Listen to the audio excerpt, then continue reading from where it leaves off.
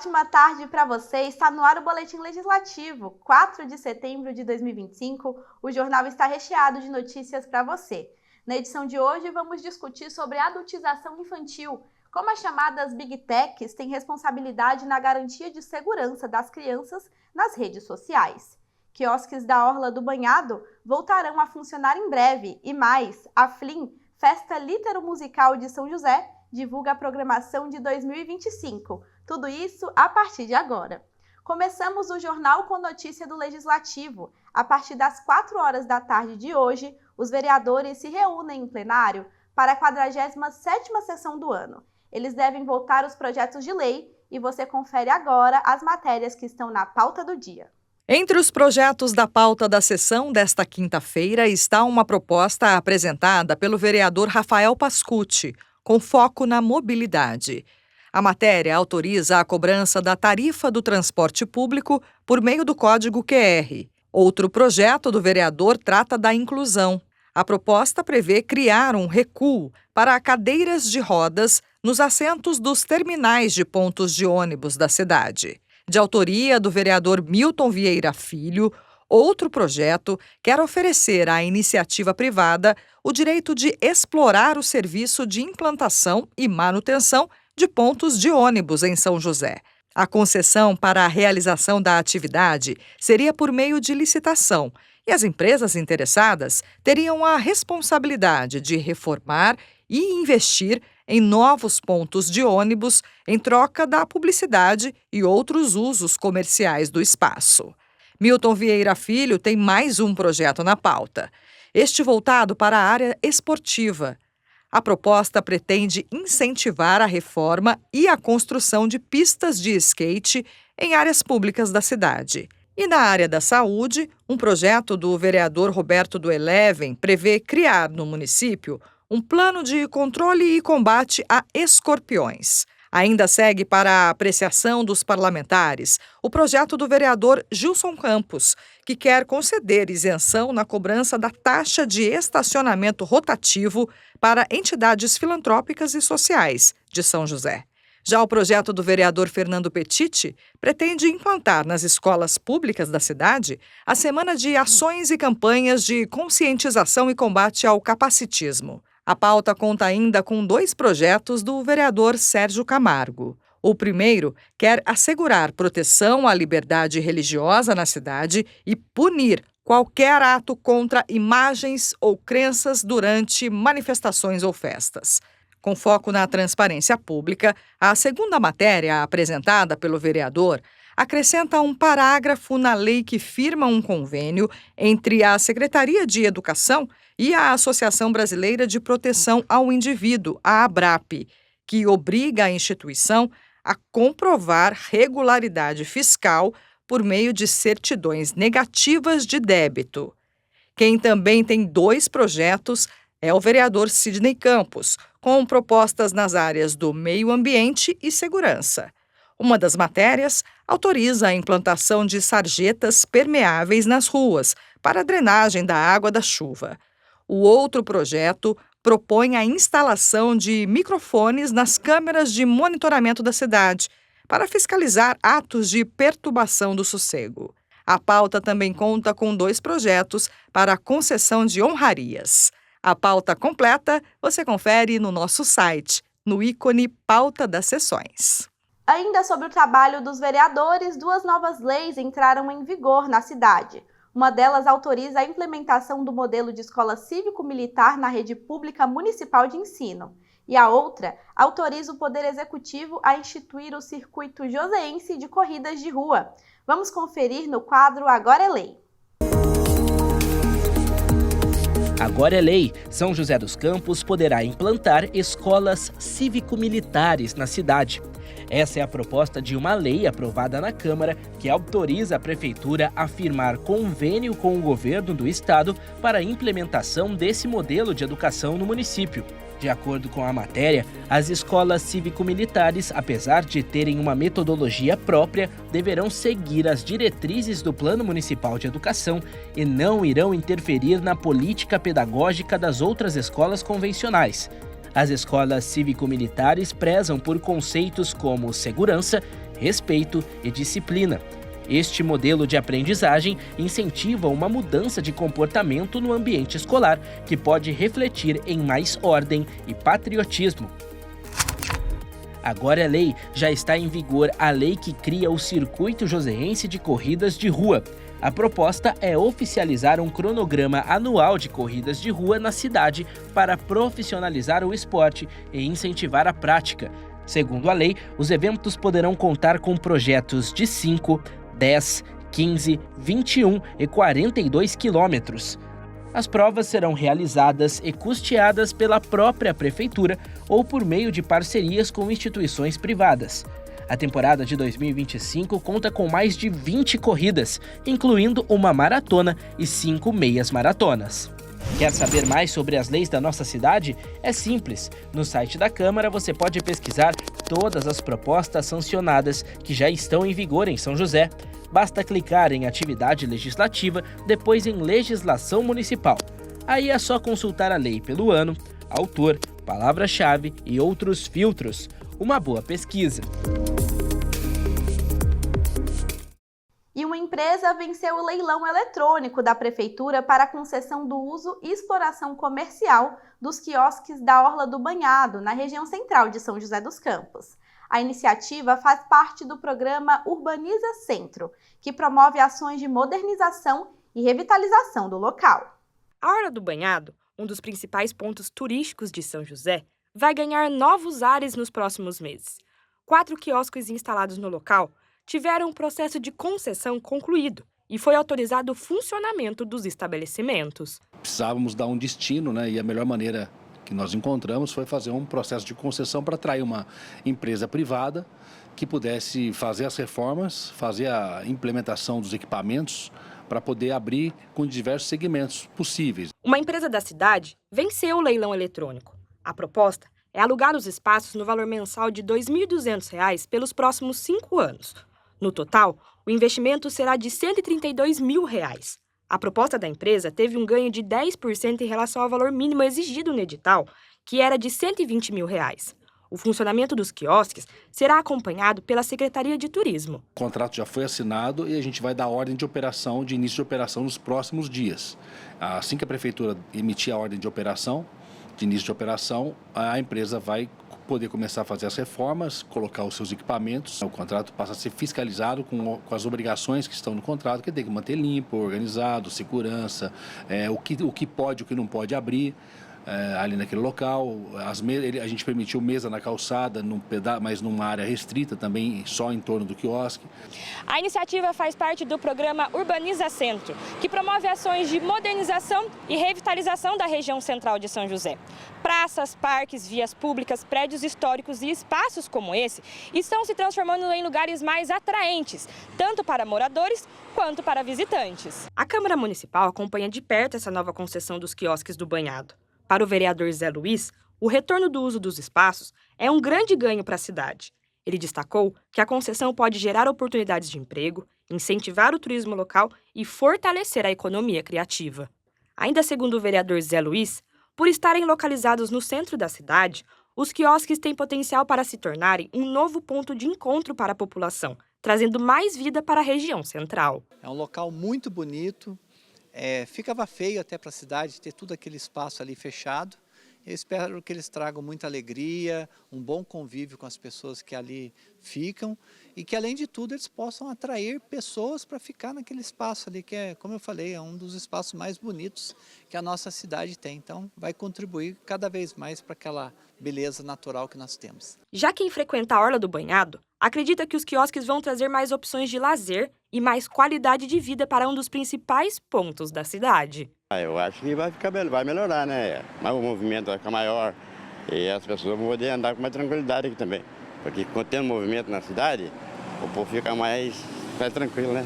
Eu passo muito por aqui todas as semanas com a minha família, meus netos, e tendo mais esta oportunidade da gente poder parar e lanchar, acho que é uma atitude extraordinária de São José dos Campos e que precisa ser restabelecido o mais rapidamente possível. E quem busca por oportunidade de emprego, o Pátio de São José dos Campos está com diversas vagas disponíveis. Confira na nossa agenda de serviço. O posto de atendimento ao trabalhador de São José dos Campos tem oportunidade de emprego para açougueiro, ajudante de cozinha, ajudante de estruturas metálicas, ajudante de motorista, ajudante de obras, atendente do setor de frios e laticínios, auxiliar administrativo, auxiliar contábil, auxiliar de almoxarifado, auxiliar de armazenamento, auxiliar de cozinha e auxiliar de limpeza, auxiliar de manutenção elétrica e hidráulica, auxiliar de manutenção predial, azulejista e balconista, biomédico, caixa de bar, lanchonetes e restaurantes, chefe de serviço de limpeza e comprador, consultor de vendas, coordenador pedagógico, corretor de imóveis, costureira em geral, cozinheiro geral, cumim, detetizador, desenhista técnico, empregado doméstico nos serviços gerais, encanador de manutenção, esteticista e estoquista, garçom, gerente de vendas, instalador de águas, esgotos e gás, instalador de painéis, jardineiro, lavador de pratos, lavador de roupas e marceneiro, montador de estruturas metálicas, montador de veículos, operador de empilhadeira, operador de máquina de cartonagem, operador de teleatendimento ativo, operador de telemarketing ativo, operador de vendas, passador de roupas em calandra, pedreiro, pintor de cerâmica a pincel, pintor de veículos, fabricação, pintor de veículos, reparação, professor de jardim de infância, representante técnico de vendas, serralheiro, soldador, vendedor interno e zelador. E ainda há vagas para pessoa com deficiência no cargo de auxiliar de manutenção predial e operador de teleatendimento ativo. Para se candidatar é fácil, é só comparecer ao PAT levando RG, CPF, carteira de trabalho e o cartão cidadão. O PAT fica na Praça Afonso Pena, número 175, no centro da cidade. O debate sobre o uso das redes sociais e a exploração da imagem de menores de idade ganhou grande repercussão nas últimas semanas após o vídeo do youtuber Felca. E dentro dessa discussão, entra o uso da inteligência artificial. Com apenas um clique, criminosos manipulam e sexualizam imagens de crianças e adolescentes na internet. Diante de tantos riscos, é preciso protegê-los. As plataformas de inteligência artificial são capazes de manipular dados com muita precisão e criar do zero imagens, vídeos, textos e áudios. Com a IA, vemos avanços nas mais diversas áreas do conhecimento, como na saúde, educação e segurança. Por outro lado, quando é usada para gerar conteúdos ilegais, crimes de toda a ordem também podem ser potencializados. A questão das imagens, conteúdo de áudio, voz das pessoas que a gente grava, no fim das contas elas podem ser usadas tanto para mostrar momentos, mas elas também podem ser usadas para fazer com que uma voz seja colocada num vídeo fora de contexto, ou uma imagem seja exposta de uma forma diferente ou seja modificada. Em agosto, o vídeo do influenciador Felca denunciou a exploração de crianças e adolescentes em situações que ameaçam a infância. Além dos perfis que usavam menores de idade em vídeos, a adultização também acontece em conteúdos gerados por IA, simulando crianças em imagens sexualizadas, que podem ser criadas a partir de fotos comuns de menores de idade, muitas vezes expostas pelos próprios pais ou responsáveis nas redes sociais.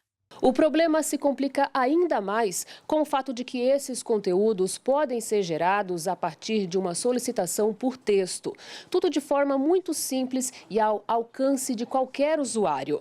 Quem não tem familiaridade com as ferramentas de IA pode não ter ideia do quanto a tecnologia permite a geração rápida de conteúdos. Para te dar um exemplo, nós viemos até aqui a nossa ilha de edição de imagem. Em poucos cliques, o nosso editor Renato Mota demonstra como é fácil criar conteúdos do zero com a IA. A partir de um prompt curto, um cachorro filhote surfando na praia, a IA sugere um texto mais detalhado para fazer um vídeo. Em poucos minutos, a plataforma nos entrega um vídeo de 8 segundos. Isso é divertido demais. Quem vem comigo? O exemplo mostra o quanto o uso da IA também precisa estar no centro das discussões para a criação de políticas públicas de proteção das crianças e dos adolescentes. Tudo que está na rede social hoje é para vender. Você já deve ter percebido isso. Se você tem um pequeno negócio, você faz o quê? Você anuncia ali. Então, não é um local para criança. Enquanto criança der dinheiro para a plataforma, vai ser quase impossível a gente parar isso. Criança dá dinheiro no ambiente digital porque tem muito predador ali, porque tem muita exploração de criança ali. Então, nós temos que exigir responsabilidade. A gente precisa que, do mesmo jeito que todas as empresas que estão no Brasil seguem leis, as redes sociais também sigam leis de proteção. Diante de tantos perigos, como proteger as nossas crianças? Na casa do casal Ana Heloísa e Eduardo, são 5 filhos. A Mariana tem 9 aninhos. O Joaquim e o João estão com 6 e 4 anos. Já a Margarida tem 2 e o caçula José está com 7 meses. Aqui, as crianças só têm acesso às telas da TV e de celular com a presença dos pais.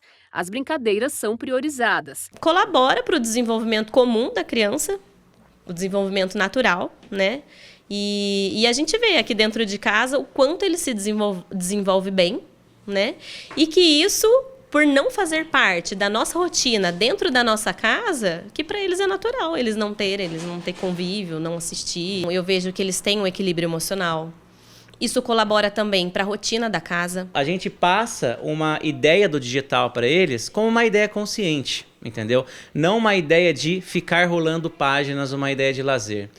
A rede social é importante, a inteligência artificial é muito importante, mas é um complemento da nossa realidade. Na Câmara Municipal de São José dos Campos, com a Frente Parlamentar de Enfrentamento à Adultização Infantil, os vereadores estão debatendo ações de combate à exposição precoce de crianças e adolescentes nas redes sociais, assim como os perigos da IA para a criação de imagens que simulam exploração infantil.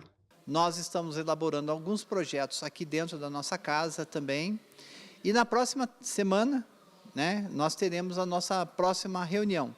Dentro dessas reuniões está a discussão de um protocolo mínimo para que a gente possa criar aqui em São José dos Campos. No fim de agosto, o Senado aprovou a lei que cria regras para o combate à adultização.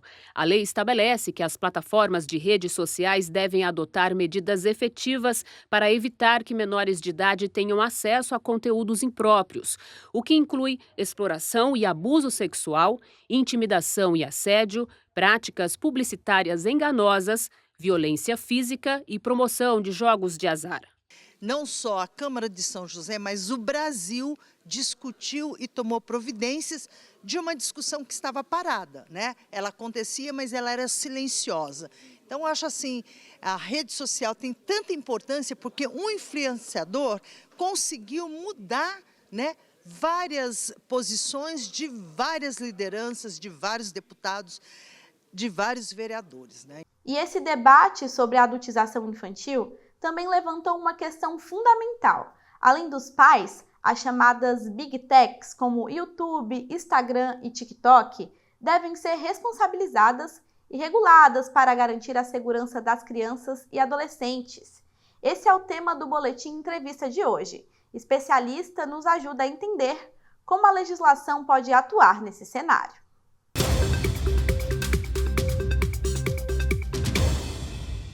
Olá, sejam todos bem-vindos ao Boletim Entrevista. A discussão sobre a adultização infantil e a exposição e riscos das crianças e adolescentes nas redes sociais levantou uma discussão. Como proteger eles dentro do ambiente digital? Qual pode ser a melhor solução para esse problema? Para entender mais sobre esse assunto, vamos conversar com Fábio Santos, advogado e especialista em direito digital. Doutor, primeiramente, muito obrigado pela sua participação. Como que a gente pode atribuir, né, responsabilidade a essas Big Techs, Instagram, TikTok, YouTube, dentro desse processo e da discussão da adultização infantil?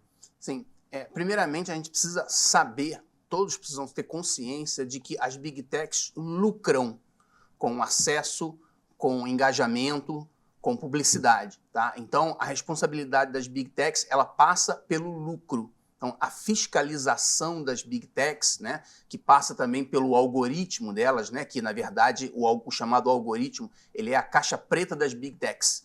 É como as Big Techs funcionam e como elas atraem e retêm o público, tá? Então, uma das formas de fiscalização das Big Techs é exigir transparência no algoritmo, em saber por que certos conteúdos aparecem ou não aparecem, tá? E também mexer no bolso das Big Techs, a questão financeira, porque as Big Techs, elas lucram muito com isso. E a gente tem visto por aí, né, muita coisa errada acontecendo na internet. E justamente em cima dessa questão do algoritmo, né? Uma das questões que a gente conseguiu observar é esse direcionamento dessas Big Techs para a rede de criminosos, né, dos conteúdos de crianças. Isso tudo é um risco que potencializa ainda mais esse controle, essa fiscalização?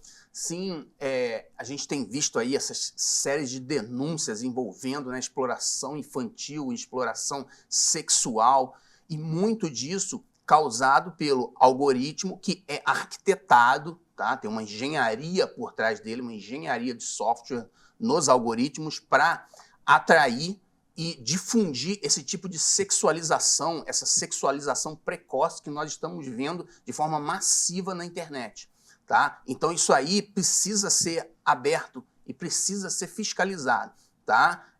Precisa acabar com essa cultura de sexualização que se criou em torno da internet, em torno das redes sociais e do seu engajamento e monetização, essa coisa de sexualização que atinge principalmente, né, as meninas, tá bom? E dentro desse processo, né, como que está a legislação? Hoje em dia, existem leis suficientes para poder coibir esses processos? Sim, aí a gente toca num ponto muito polêmico, tá?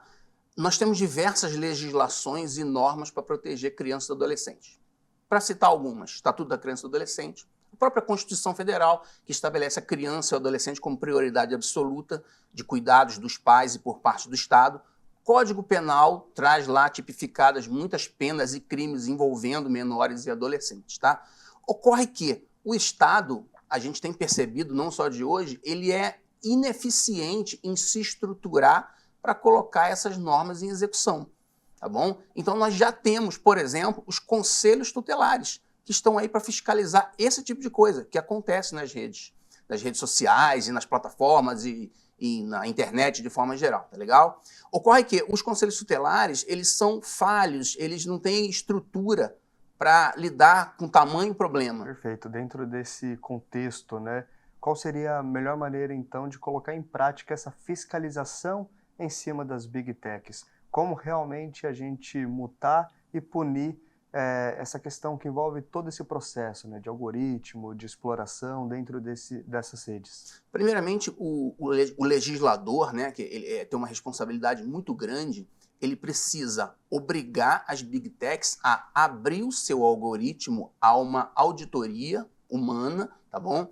A uma moderação humana para que haja efetivamente uma transparência e os indivíduos, não apenas o poder público, mas os cidadãos, os pais possam participar dessa fiscalização, denunciando conteúdos, participando também através de educação, principalmente nas escolas. Também, isso também é uma coisa que deveria passar pela regulamentação. Aulas curriculares, não apenas extracurriculares, sobre educação digital. O que é a internet, o que é algoritmo, o que é uma Big Tech, o que tem por trás dela, como elas lucram, uma educação crítica digital.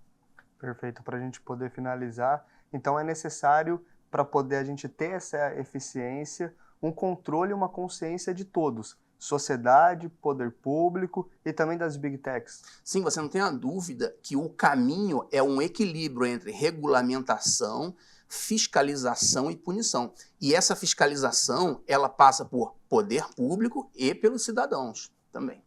Perfeito. Muito obrigado, Fábio, pela entrevista e pela participação. Então é isso, pessoal. Boletim Entrevista de hoje fica por aqui. Até uma próxima. Tchau, tchau.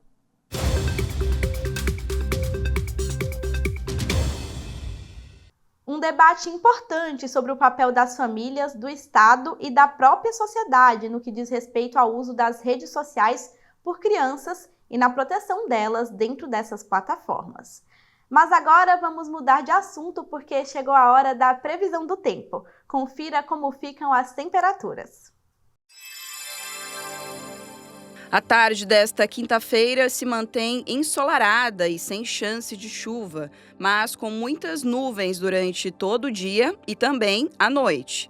A máxima é de 28 graus e a mínima de 14 graus.